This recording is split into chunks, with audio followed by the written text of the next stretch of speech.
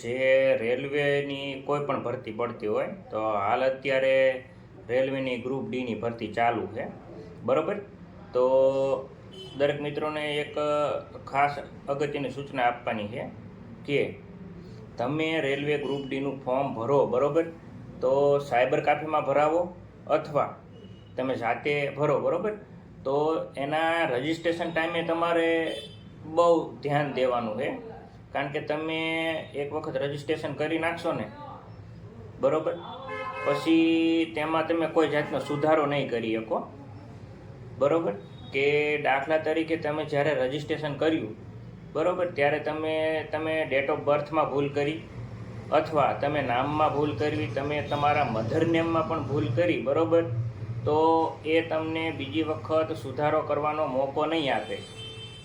અને ખાસ એક બીજી વાત કે ફોર્મ ભરતી વખતે કદાચ વિદ્યાર્થી મિત્રને એવું થાય કે અમે એક વખત તે રજિસ્ટ્રેશન ડિલીટ કરી અને બીજી વખત એનું ફોર્મ ભરી નાખશું, બરાબર, તો એવું પણ નહીં થાય. કારણ કે આરઆરબીનું જે રજિસ્ટ્રેશન થાય છે અત્યારે તે આધાર ઓથેન્ટિકેશન ઉપર થાય છે.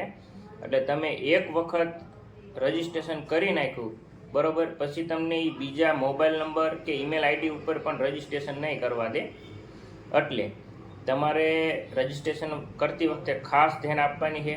અથવા સાયબર કાફેમાં તમે ફોર્મ ભરાવો તો તમારે સ્ક્રીન સામે બેસી અને જોવાનું છે કે કોઈ જન્મ તારીખ કે નામમાં કોઈ મિસ્ટેક ન થવી જોઈએ, બરાબર. આની ખાસ દરેક વિદ્યાર્થી મિત્રોએ નોંધ લેવાની છે, બરાબર.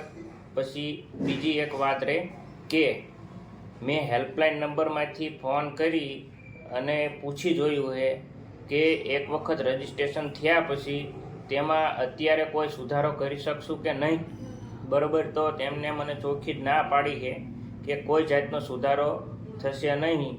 એટલે દરેક વિદ્યાર્થીએ ખાસ નોંધ લેવાની છે, બરાબર, કે કોઈ જાતની ભૂલ કરવાની નથી ફોર્મ ભરતી વખતે, બરાબર. બસ વિદ્યાર્થી મિત્રો, અત્યારે આટલું જ તે.